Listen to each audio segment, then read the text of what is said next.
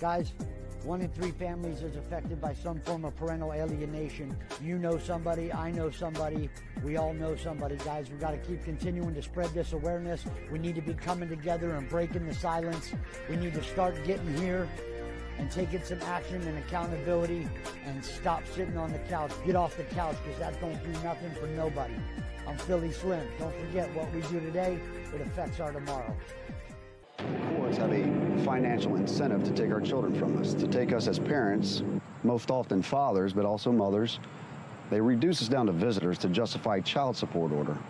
And when they justify child support order, the state then receives federal funding through what's known as Title IV-D of the Social Security Act. I did a great job and raised them myself pretty much. Their mom did what she had to do to help out, but she didn't allow the system to come in and force me to raise my own kids. My daughter died. No one told me.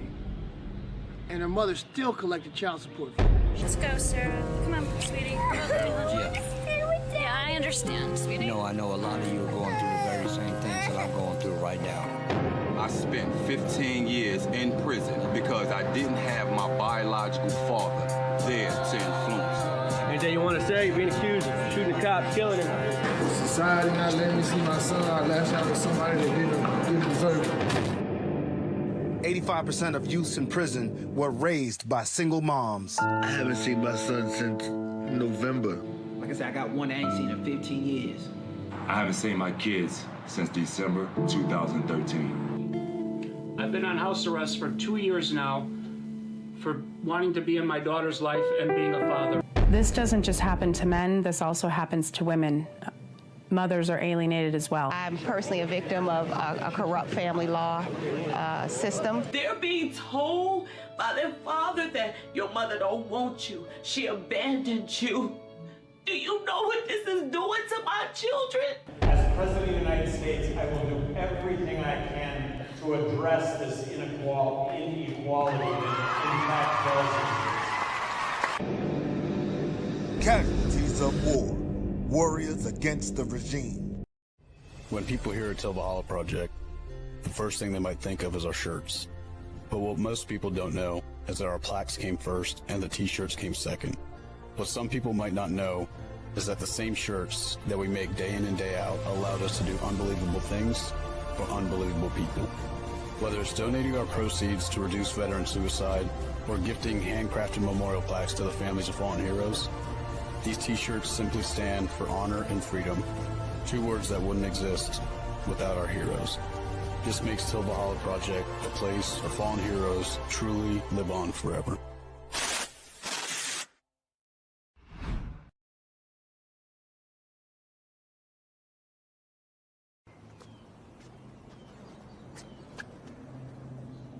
Here is my handle and here is my spout. When I get all steamed up, then I shout, tip me over and pour me out. Oh. The smallest moments can have the biggest impact on a child's life. Cheers. Take time to be a dad today. If you're struggling with thoughts of suicide, or worried about a friend or loved one, or in need of emotional support, help is available. Call the National Suicide Prevention Lifeline at 1-800-273-TALK to speak to a counselor, or visit suicidepreventionlifeline.org. It's free, confidential, and available 24 hours a day, 7 days a week. Even if it feels like it, you are not alone. It was such like a tug of war with whose side are you going to choose. I realized like it was just tearing me apart. It was always, you're on my side or you're dead to me. The first time my dad saw me, I was in my grandma's arms in a courtroom. It really felt like she didn't want anything to do with me. It's hard when you have to stop and think that your child wants nothing to do with you because of what they've been taught. One parent gets to be a parent and the other gets to be, at best, a visitor, and at worst, completely erased. And a lot of it has to do with our judicial system. What I remember about being in court was having to lie to the judge. Sorry. It destroys lives, it bankrupts people every day, it tears children from their homes, and just so happens to be a $50 billion a year industry. If you don't pay your child support, you're going to go to jail. Walter Scott decided to bolt from his car. Court documents show he owed more than $18,000 in child support payments. These fathers are not deadbeat, they're dead broke. Nothing I said mattered. None of the evidence I brought forward mattered. The judge wouldn't even look at it. He's nothing like I was told he was. If there's 22 million adults dealing with this, that's over 22 million children. And the mental health consequences are severe and long-lasting. It's heartbreaking to me to see how many of you are dealing with this. My dad was erased from my life. It's happening all over the world. This isn't a father's rights issue. It's not a mother's rights issue. It's a human right issue. My daughter here and I have been alienated from each other for the majority of her life. She called me and said, "Dad, it's time to move home," and she came home. If the court worked in a way where there was 50-50 custody, I'd be happier. I wouldn't feel a void because I've never known a life where one parent wasn't missing. A new bill would make default custody 50-50. How come we don't have shared parenting in the law? It's called special interests. We need more clarity in law to support what is best for children, shared parenting, and this helps move in that direction. I want to show people that it can have a happy ending. In about 10 minutes, we're going to leave for the courthouse so I can legally readopt my daughter.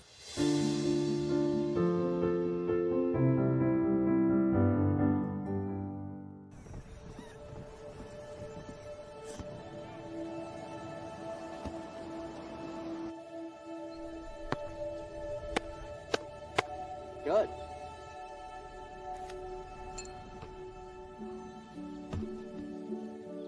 I don't remember how it started. Go to that. Oh boy. We just found it.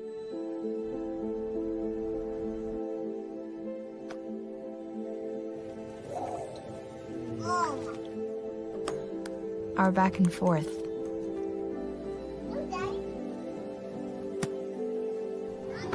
Victory. Fumble. Repeat. It always came back.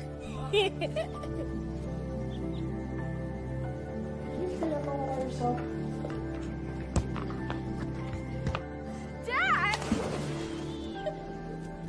Whoa! You made time. That was perfect. Okay, here we go, throw it. Yeah. You probably don't remember what you told me.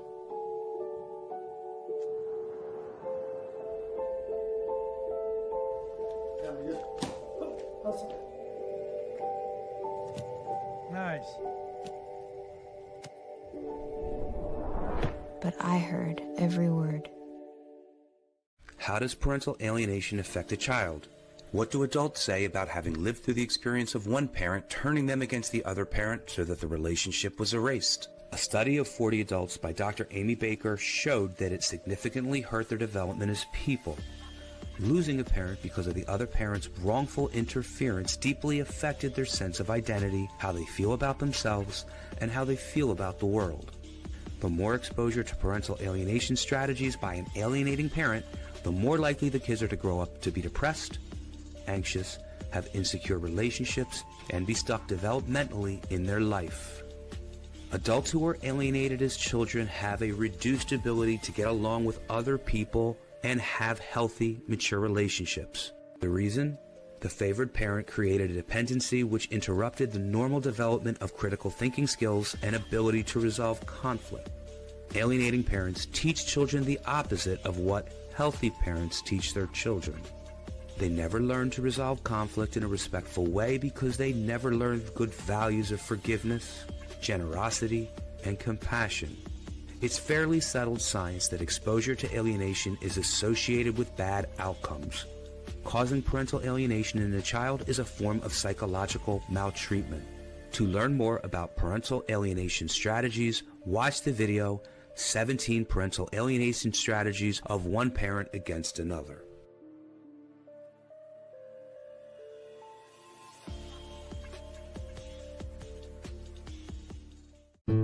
We go by many names. Dad, Padre, sometimes old man. Usually it's Daddy. Daddy's the favorite. But they all mean the same thing. They all mean father, a man in relationship with his children. We're the Father's Rights Movement, because every child deserves a father. We're working for justice in the family court system. Support fathers' rights. Come join us today.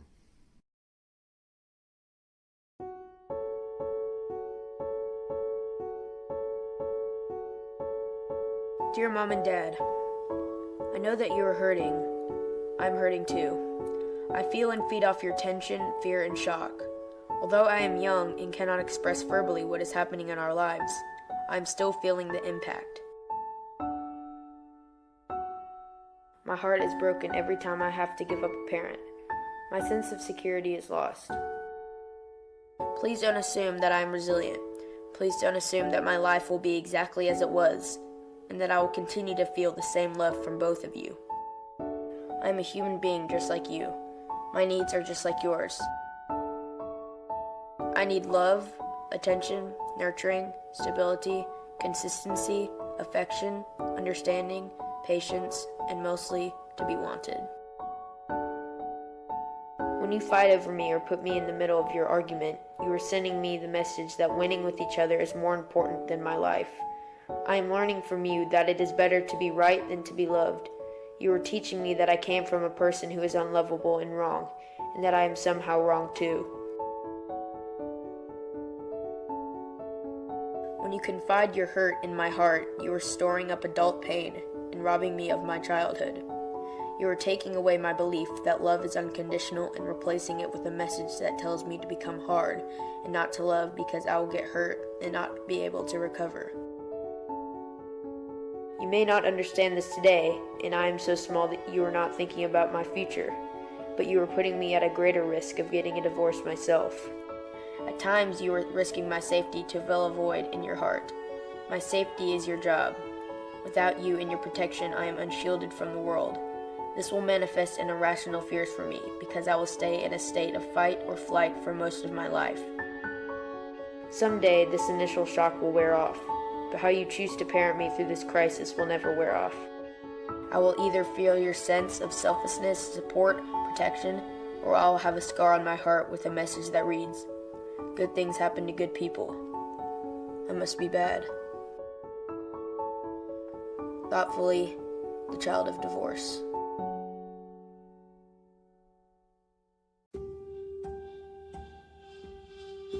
I just wasn't going to allow my kids to grow up without their father. And having absolutely no relationship with him, it hurts. It really does. I'm a business owner. I'm an elected official. But the courts didn't think I was good enough to raise my kids. There could be no system that would be designed to hurt the family more than the family court system in its present form. They're not protecting the kids because they are cutting one parent out of the life of a child just because two adults can't get along. What do people do when their children are taken away? And she said they pay their child support and shut up and walked away.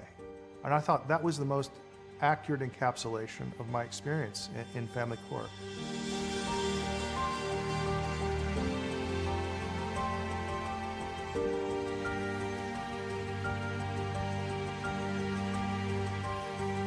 I've been through 43 false allegations, not one conviction, not one arrest. Lawyers, judges have financial gain. Social workers and people that are in the community, our jobs really is to clean up after the mess that happens from courtrooms.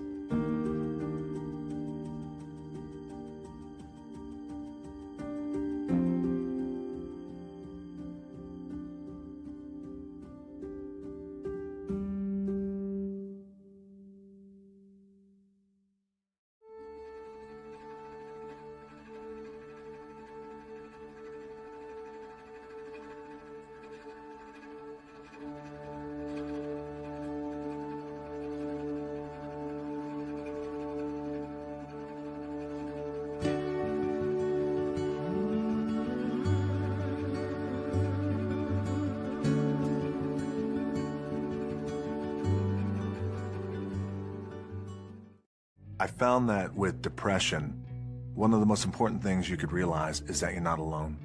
You're not the first to go through it. You're not going to be the last to go through it. And oftentimes it happens. You feel like you're alone, and you feel like it's only you, and you're in your bubble. And I wish I had someone at that time who could just pull me aside and, hey, it's going to be okay. It'll be okay. So I wish I knew that. Just got to remember. Hold on to that fundamental quality of faith. Have faith that on the other side of your pain is something good.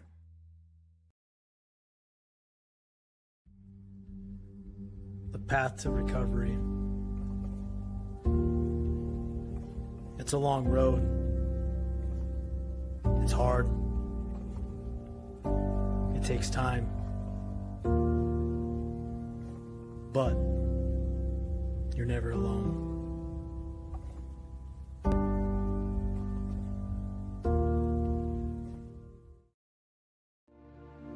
Suicide is not inevitable for anyone. There's no shame in seeking help. And there are resources available if you or a loved one is contemplating suicide. Here are 5 key steps that you can take to help someone who's struggling. Ask, are you thinking about committing suicide? Listen to their reasons for emotional pain, and then help them refocus on their reasons for living. Keep them safe. Put time and distance between the person and potential suicide methods. Be there for them. In person, over the phone, or however else you can. Connect them to helpful resources, like the National Suicide Prevention Hotline. And follow up. Text, call, or see them in person to help reinforce their connectedness to the world. Please click the link below for further information on suicide prevention resources.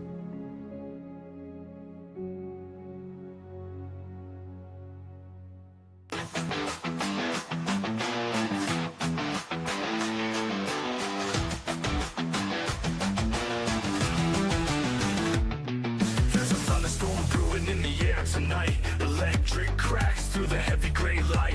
Advocates marching from coast to coast. Whispers turn to roars, now we're doing the most. Breaking the silence, shaking the ground. Taking the names, turning it around.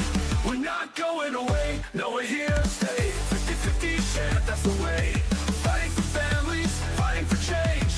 Title for reform, we're breaking the chains.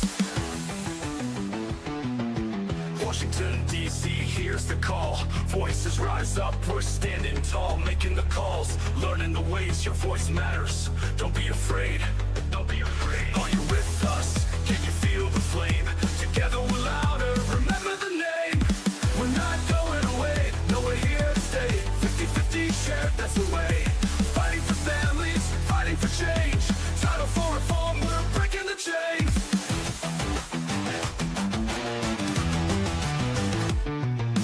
Washington, D.C., here's the call. Voices rise up, we're standing tall. Making the calls, learning the ways your voice matters. Don't be afraid, don't be afraid. Are you with us? Can you feel the flame? Together we're louder, remember the name. We're not going away, no, we're here to stay. 50-50 share, that's the way. Fighting for families, fighting for change. Title for reform, we're breaking the chains.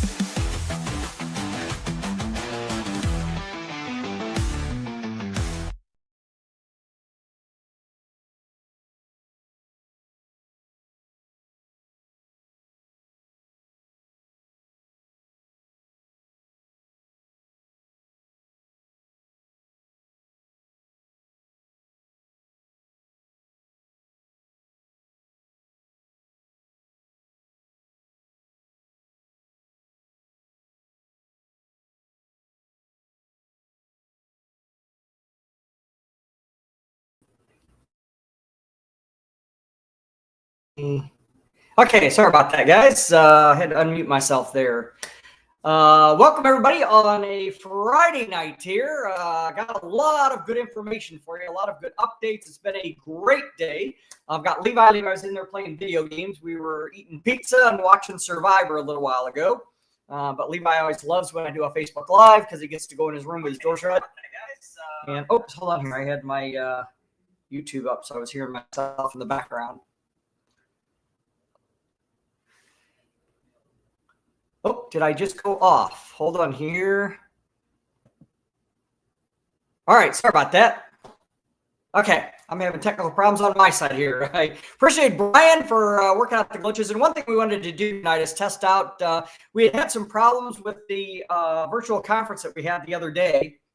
And Brian figured out what the things were. So we're going to test it out tonight. I've got John Hamel on who's going to help out so we can make sure that everything goes off without any glitches. But I thought we've got a lot of information that I do really want to cover. So it's a legitimate Facebook Live. It's not just a test run here. It's a legitimate Facebook Live, but a lot of good information.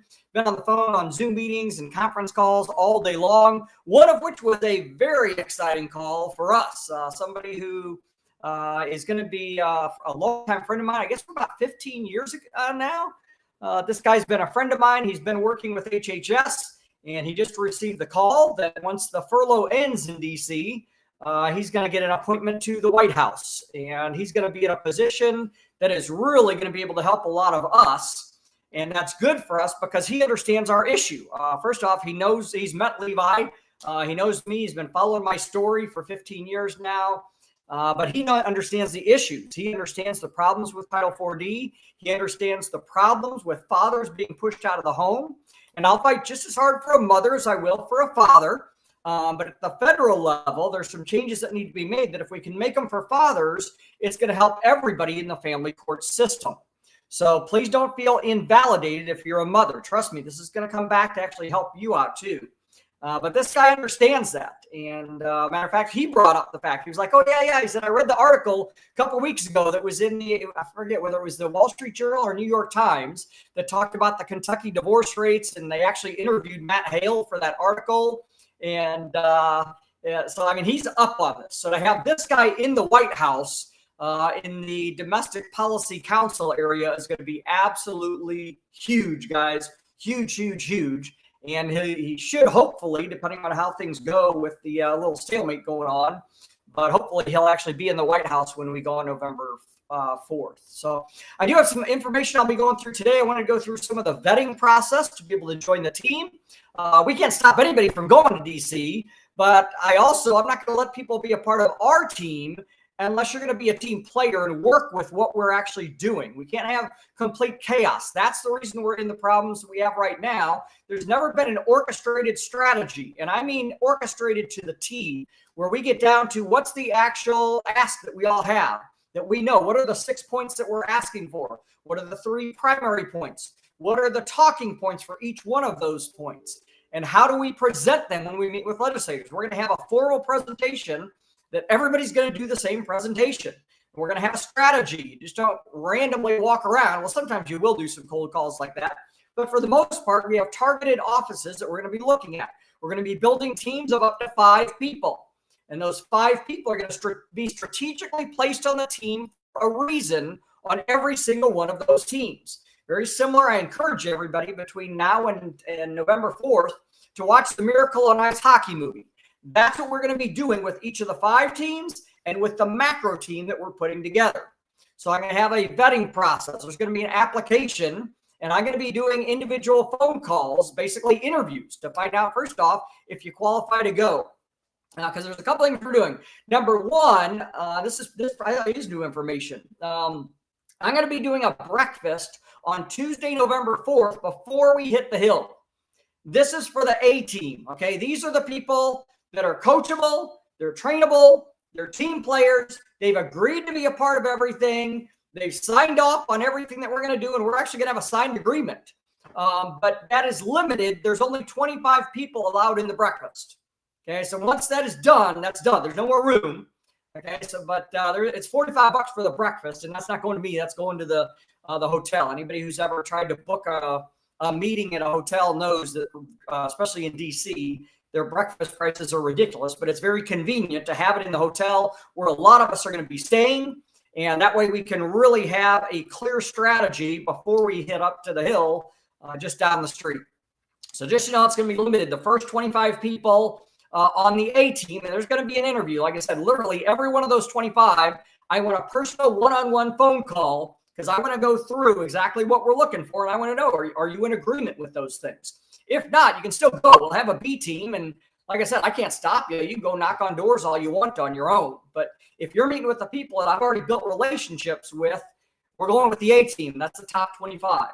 In the evening, we are doing a VIP reception. Now, that's going to be a little pricey event, but the reason is we're trying to raise funds. Some of you, what's funny is for years I had people say, well, if you believe in this, why are you asking for money? Why don't you pay for it yourself? Well, you can do that if you're making one trip, but when you're making 17 trips in 24 months, that adds up. And that adds up a lot because some of you have seen there's a lot of people, and I applaud them actually, doing mini fundraisers right now. Hey, I want to go to DC with Mark. Can you help out and pitch in to help cover airfare and hotel and everything? And so people are asking for $1,500 to $3,500 to $3,000 a person, and I applaud them. Trust me, I not only am I not putting them down, I applaud them for getting out there and saying, hey, I don't have the money. I want to get to DC. Can you guys help me out? But I realize, guys, I've made 17 of those trips the last 24 months, and we have a lot more bigger things we're wanting to do. So that night, we're going to be having a high-dollar fundraiser. There will be several members of Congress there. There'll be several people for the administration there, and some of the biggest leaders in the shared parenting arena. And these are people that have been in the shared parenting arena longer than me. We're talking 25, 30 years for some of these people that are sort of the elite of the elite. Not the fake. A lot of times the big people are really making a difference. You won't see most of them on Facebook. They're actually out making a difference. So a lot of those are going to be in the room. But I would say probably, I would wager to say at least 15 of the single most influential people in the family court arena over the last 20 years, 15 of those leaders will all be in that room, in addition to members of Congress, in addition to members from the administration. That is going to be a highly vetted. That will be a RSVP only.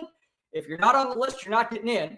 So if you're interested in that, definitely shoot me an email and let me know. If anybody can help with expenses between now and then, I think once we raise some funds that night, we're going to be good to go in the future. But until then, most of you know, a lot of you have helped out. I appreciate that, but there's a lot of expenses that we're incurring between now and November 4th. So if anybody can help out, Brian has put several times on here, and he'll do it again throughout the thing. So if anybody can help out with either PayPal, Venmo, Zelle, or Cash App, I would greatly appreciate it. Everything helps. And I just saw that Jason had sent something. So Jason, I appreciate that very, very much. But Seth it was that sent something. Jason sent something, I think, yesterday, and Seth sent something tonight. So I appreciate you guys. So we are going to have a vetting process of things. So matter of fact, why don't I go through that real quick before I bring John on of what we're looking for the vetting process. Number one, no drama.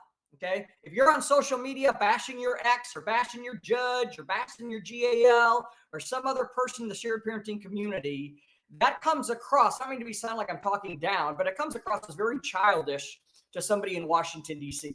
That's not the person that we're going to want to try and bring to D.C. with us. And Brian, let me know that John isn't on yet. Hopefully he will be adding on. Let me see here. Let me try and send a text real quick just to make sure that he's able to get on. Sorry about this, guys. Let me send a message because I was going to try and bring John on here. Okay. Let me go through the vetting process. Like I said, no drama, none of any kind. You can't, if you put somebody down, especially one of our own people in our own community, that we don't want that. Okay. You can't do that. You don't shoot in your own foxhole. So if there's any drama at all on your social media page, that's just childish. I don't want you on the team. Okay. What I'm looking for is people that are team players.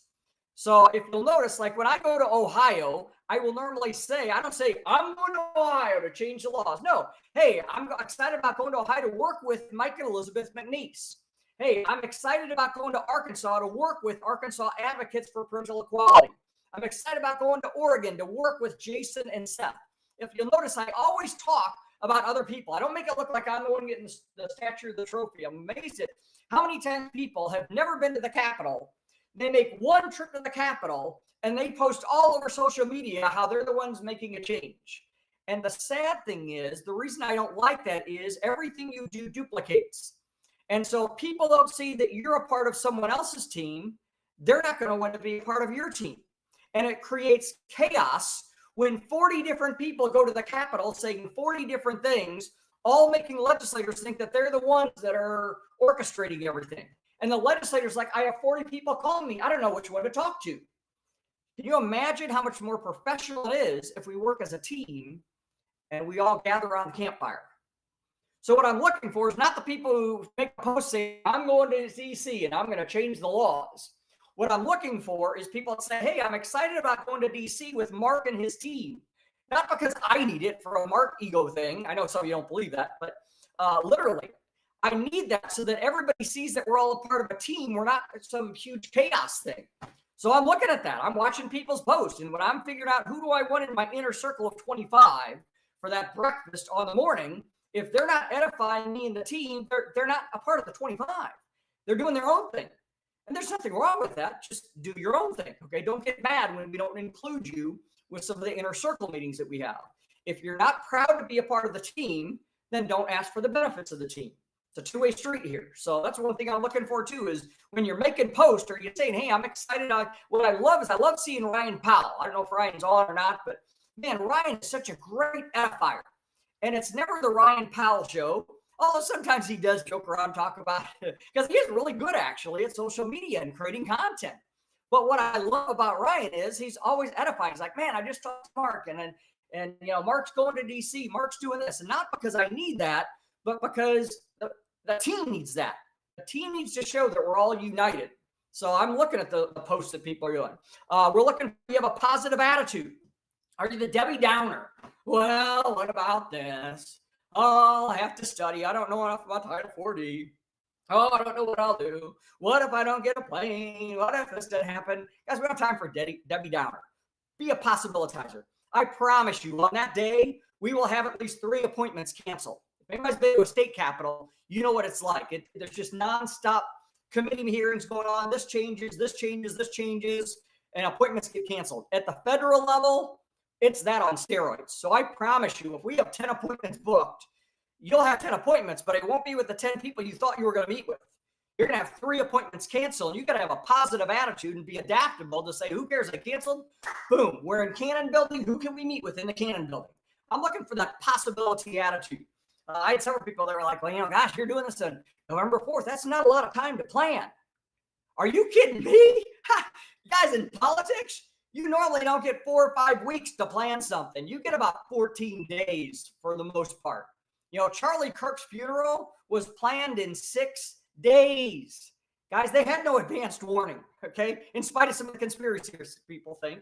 They had no advance warning. And in 6 days, they went from not even knowing they were going to need a funeral to renting out 2 big arenas, a main arena and then of 60-something thousand, and then an overflow arena of another 10,000, figuring out the logistics of how many porta potties they need, figuring out people to direct traffic, figuring out security, lighting things up with the Secret Service, figuring out the concessions. I mean, there was so much logistics to put 70-something thousand people in 2 arenas, and they had 6 days to plan that.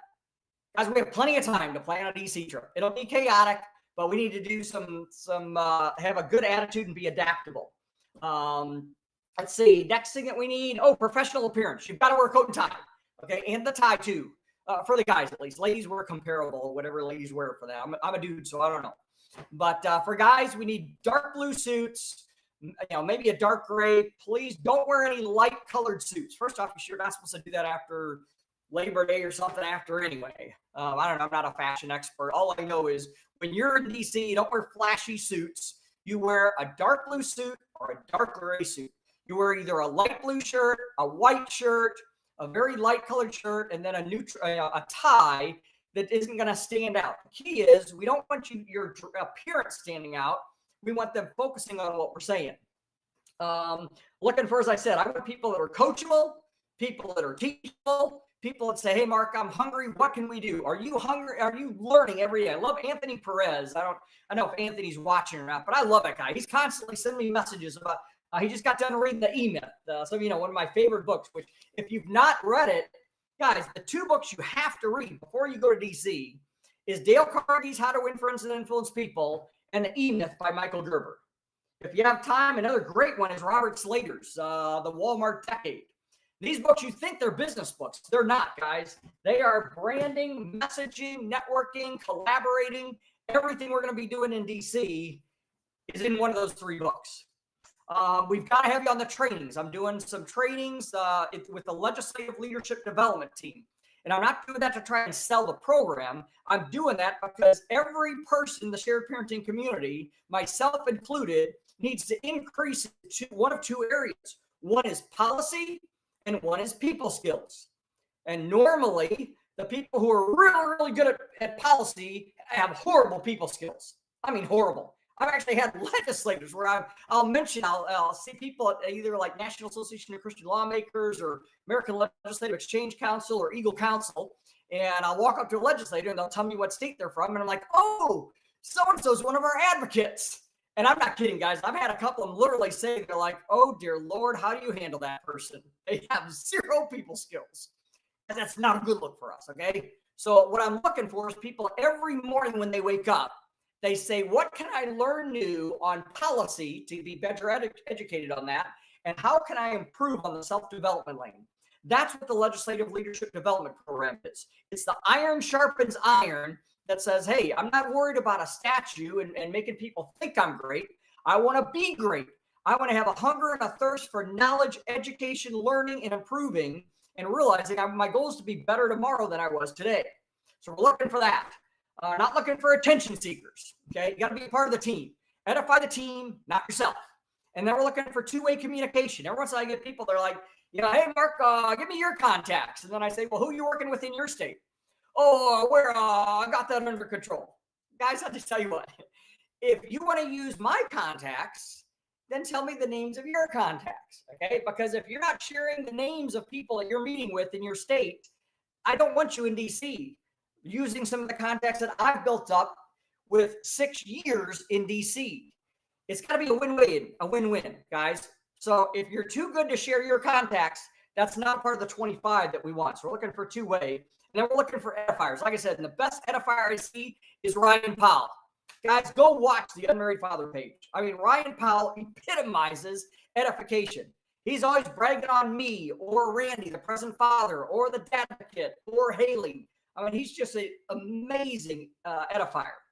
Okay, I do want to go ahead and bring John on, because what I'm looking to do right now is build a team of people and build an inner circle. What we are doing is a new level than we've ever reached, guys. Totally new level. This isn't going to be the Mark Ludwig show. We're building a power team, and I mean a power team. And so after the last 11 years, I've seen people in the community, and I've seen people that I'm like, I don't think they'd make a good leader. One that has risen to, I mean, like the top of my list is John Hamel. Okay, this guy is phenomenal. Okay, he's great because we're kind of different personalities. He is much better at attention to detail than I am. And what I love is we build a team. Let's find somebody that I have a weakness and I can trust him enough to delegate, and we partner. I'm not threatened by John. I'm darn glad I have a John. John thinks of things that I forget about. So John is going to be a huge, huge, huge part of stuff we're going to be doing over the next couple of years. A big, big part of DC. But I wanted to bring John on to get some of his thoughts on a couple of different areas. Oh, you're going to need to unmute too. Don't forget, John.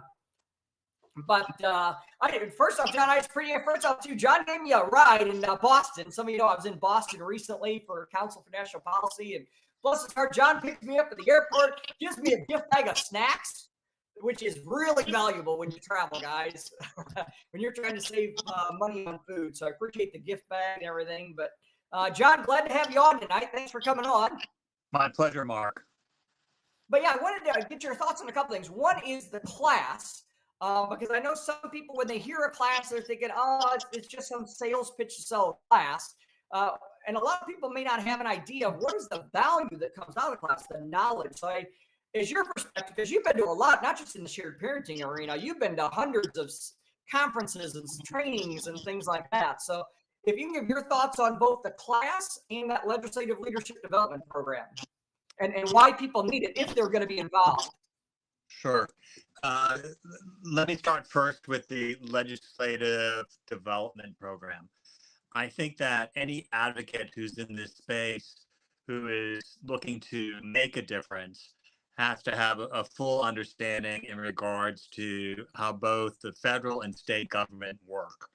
So you've structured a program that can give a novice or can give a seasoned individual who, is often, lobbying in Washington or working in Washington, the ability to sing from the same hymnal book so that, we present a unified front, but also have the knowledge and skill set in regards to, dealing with Washington. I'm have a business background, on Wall Street, and have been fortunate to work with Fortune 100 companies. And, any training program that you're in America, I mean, there's curriculum, there's learning curves. So this enables those individuals who want to join you in Washington to have the skill set to understand how the legislative process works. A few years ago, you published a great legislative book that I urge everyone to get if they don't have it already.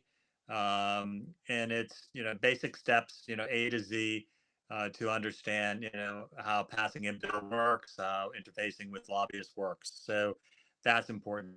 I think the class aspect of being able to participate in a class, it's just like going to school. If you're getting your undergrad degree or your doctorate, or you're going to medical school, or you're going to a trade school, you need the tools in your toolbox to succeed. So by participating in this program, you're getting the tools so that when you present yourselves with other colleagues, you can succeed. Excellent. I appreciate that because, like I said, you've been to a lot of trainings, so I appreciate it. Also, if you want to give your thoughts too on why it's important to have a coordinated effort versus everybody just sort of showing up in Washington and doing their own thing, to give your thoughts on why it's important to have a strategy and how we're trying to. It's taken some time, so we have some kinks to work out. But for the most part, I think we're starting to come pretty well with having a good orchestrated strategy in DC. So your thoughts on that? There's probably, over 1,000 groups, in the shared parenting community, or focusing in on Title 4D changes, or, entities that are looking to establish, a commission for men and boys in the White House. Everyone is doing their own thing. You don't see results if you're not unified and you have a strategic focus, you have a mission, you have goals. And the important part about the National Council for Equal Shared Parenting is bringing everyone under the same umbrella so that you're combining, each advocate's what they've been trying to do, but you're playing on the same team. So you're not, going rogue on your own and presenting yourself to senators and representatives and other individuals in this community, because they see right through you automatically. And if you're not uniformed, then it just shows you're completely disorganized. And everyone knows that those groups that are disorganized, they don't go very far. The ones that are making a dent on these issues are incredibly unified in regards to the communications, in regards to messages that they send out. Social media strategies are all organized. Their white papers are organized. Their approach at dealing with members of the House and Senate are organized. So that is where you see results. And if the communication is disjointed, then you're seeing what's happening in Washington. Today, nothing goes forward. Everything stops. So I think you have to be incredibly precise and specific and well organized. You have to have the knowledge base to be able to articulate issues, and that's the key to success. Excellent. Well, I appreciate you quite a bit. I mean, like I said, first off, I appreciate you putting up with me because I'm not the easiest person to work with. I tend to go all over the place. So that's why I'm looking forward to you being more a part of the picture in the broader scale over the next few years. You're going to be one of the key people that some people are going to sort of be reporting to, if you will, to help on the more of the organizational standpoint. I love your organizational skills, and that's why I'm starting to utilize you. For those of you that don't know, John's helping me out with a lot of the logistics of DC. And that's what I love about John too, is he knows his specialty and he doesn't try to take over the whole organization and the whole project. He doesn't say, you know, you need to be doing this with branding and this with your Facebook Lives and this. He says, hey, Mark, you know, from a logistical standpoint, hey, we don't do A, B, C, and D on the reception. What about A, B, and C, and D on this? And I love the fact, because what we can't have is 20 people trying to take over the whole project. It's going to be chaos. What we need is people that they have their area of expertise. They focus on that, and then I can delegate, which is hard for me, but I'm learning to do. So far, I've got John and JJ. JJ is designing the new website that we're developing, and he's developing a lot of the brandings and graphics and everything like that. And he's very good at it, very, very skilled. So traditionally, I've always been very hesitant to delegate just because I've been burned in the past where I delegate too soon, and then it creates chaos. After all the years I've known John and JJ, I finally reached the point that I realized, you know what? I trust these guys. Let's just let them do what they do. I'll delegate this task and just, John, let me know what you need help with. And it just feels so good to have somebody like you that I can trust, that's a team player. Your heart's in the right place. You're wanting to make a difference. You're committed to the community. So I appreciate you. And I probably will be giving you a call sometime tomorrow because we really do need to go through more details on the reception, the breakfast, stuff like that. And because there was a checklist that I was wanting to develop that I didn't finish, that I started, and then see what you can come up with to finalize that. So I'll give you a call. Levi has a cross-country meet tomorrow. So if you're free in the afternoon or evening, I'll give you a call tomorrow then. Yeah, let's plan on doing it in the afternoon, Mark. I'll be available afternoon or early evening for you. Okay, sounds great. Well, thanks again, John. I appreciate you. Thanks for putting up with me. Thank you, Mark. You're making a difference, as is everyone else on this call. I mean, we all have the same interest in making changes for our children and families. So appreciate the ability to be part of the team. Excellent. Thanks. And John does bring up a good point, you guys. We appreciate you very much. Some of you may not feel like you do a lot because you're not able to make it to DC or you don't feel comfortable calling legislators. But everybody in this community plays a role. Some of you, it may just be sharing some of the post. You don't realize it, but that helps out. I mean, imagine if 1,000 people shared these posts, how much more reach we would have. So little things like that you think are little, those are ones that make the difference. I think some of you heard there's a story that's been going around. I saw it shared around Facebook all over the place. And it was about, and some of you made, and I apologize, I didn't think this through. It just came up to me just now. So some of you could probably articulate the story better than me and know the story better than me. But supposedly there was a traveling pastor that was going around doing the tent revivals. And I don't know when this was, but supposedly it was, like 1920s or something like that. And these two kids came up and there weren't enough seats. And so the kids started walking away because they couldn't find a seat. And an usher came up to them and said, hey, come back here. I'll find you a seat if you really want a seat. Come back here. And he sits the kids down, and the kids were overly impressed with what they saw. And it turns out one of those kids was Billy Graham, that literally became one of, if not the most famous pastor in history. And the other guy was his main assistant. The two of them, did the whole Billy Graham crusades and everything together. And just amazing. And so many people think, wow, Billy Graham, think of the lives he changed. And then some people say, well, wait a minute, what about the pastor in the tent that they heard? If he hadn't heard that pastor, he wouldn't have become the Billy Graham that we know. But my thought is, what about the usher? It was the usher. And a lot of people think, he was just an usher. No, he was an usher that connected Billy Graham and his best friend, that inspired them to everything. So I sincerely hope that you guys realize you're a big part of this. Yes, I know you see me going to the White House sometimes and you think, oh, Mark, we're happy for you. We're excited. We're proud of you. Guys, I mean it. I'm proud of you. And I genuinely, from my heart, am very grateful for every one of you. Matter of fact, I see Josh on here from Father's Rights Movement. Guys, you have no idea how much Josh and Lindsay do behind the scenes of the Father's Rights Movement. I mean, hours and hours and hours they pour to that thing. You know, Brian Lee in the back office here. You don't see him too much. He's back there, but Brian's working his butt off for us on a constant basis here. So that's what we're looking for. Those team. Oh, there we go. Yeah, Mr. Brian, bringing them on live here. But, okay, so let me get through a couple more things of the DC trip. Like I said, we are having a breakfast. Breakfast is going to be Tuesday morning, November 4th. That is limited to the top 25 people that are selected to be a part of sort of what I call the A team. These are people we're going to be really in detail with, who we meet with in a very orchestrated strategy.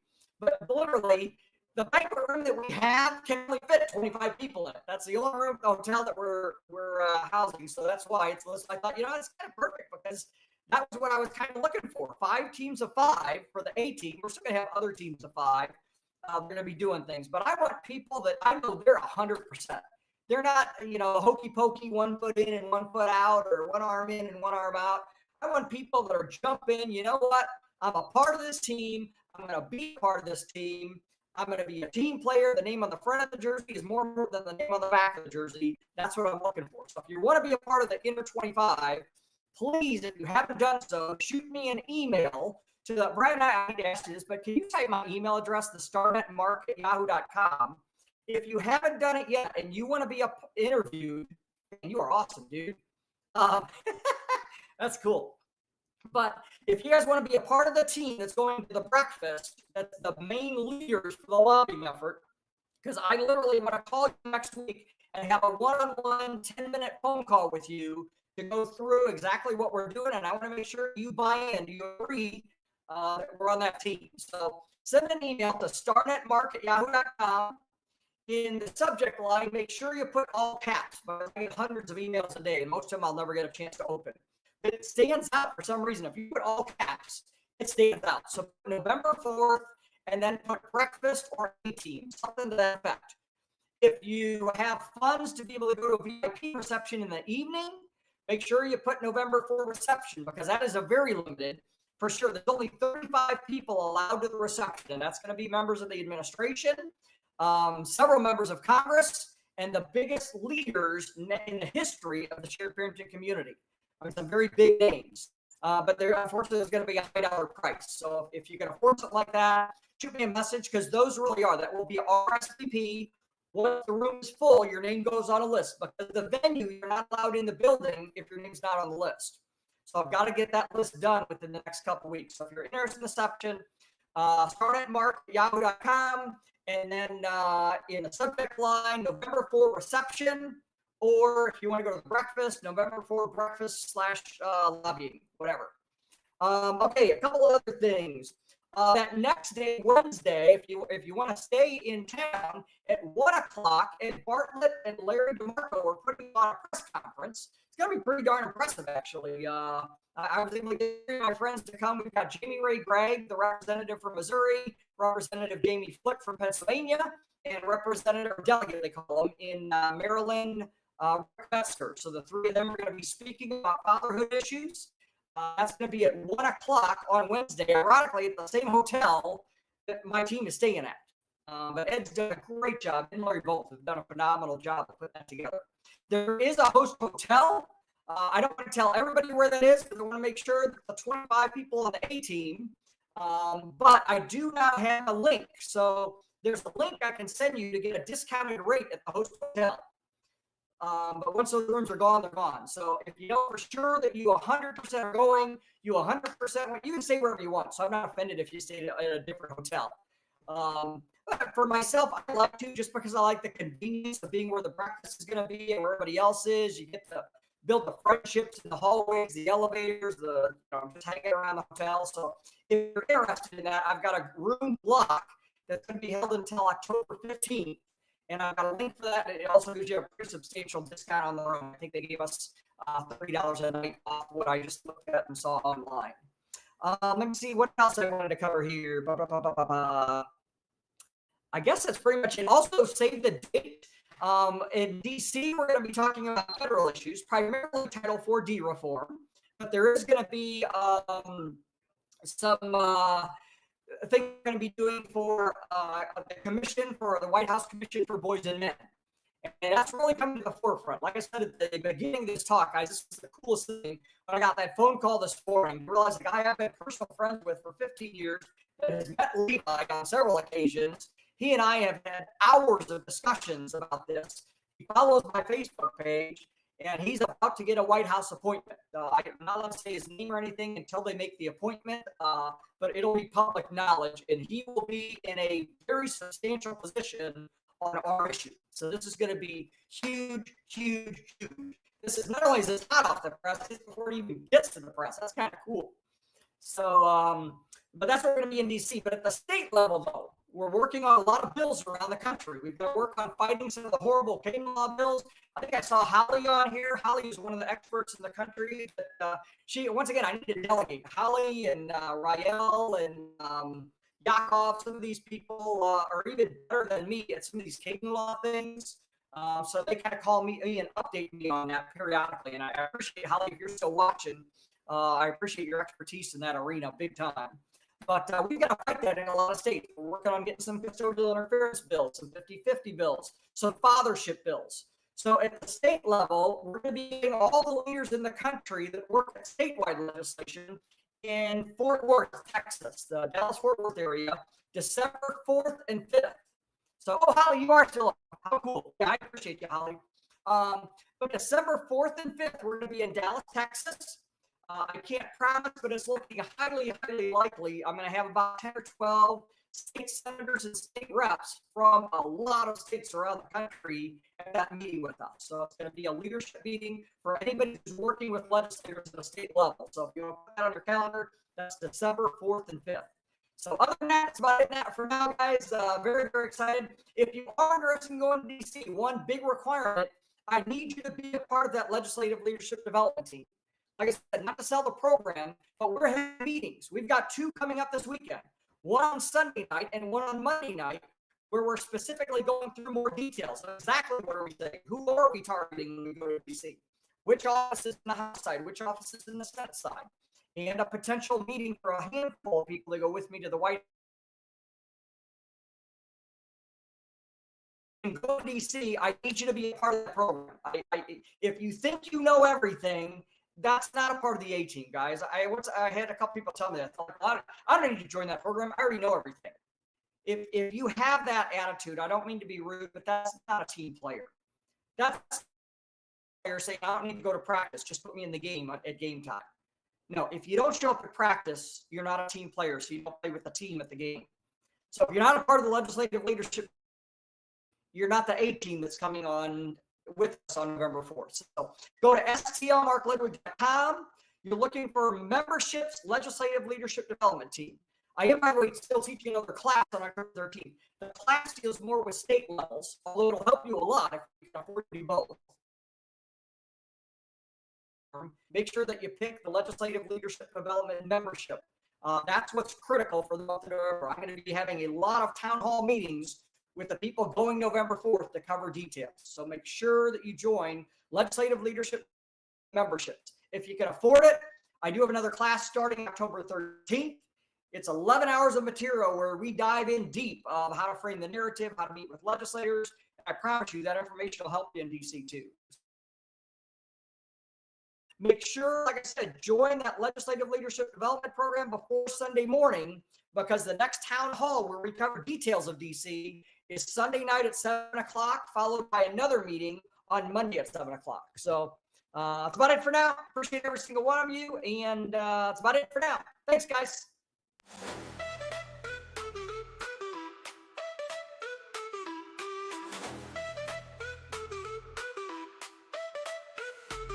They said sit down, but we stood tall.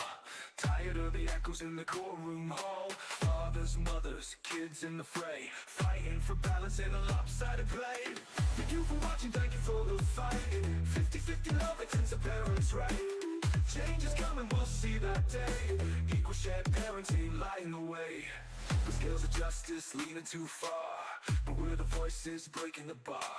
Family love form, it's more than a phrase. It's a revolution setting hearts ablaze. And never give up, don't let it slide. Your voice matters, the truth's on your side. Thank you for watching, thank you for the fight. 50-50 love, it turns the parents right. Change is coming, we'll see that day. Equal shared parents ain't lying away.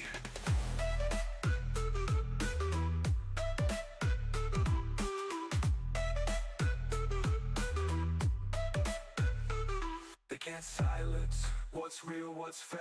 Hope's a spark with a flame in the air. Shattered lives, peace back to whole. Every voice counts, every heart, every soul. Thank you for watching, thank you for the fight. 50-50 love, it turns the parents right. Change is coming, we'll see that day. Equal shared parents ain't lying away.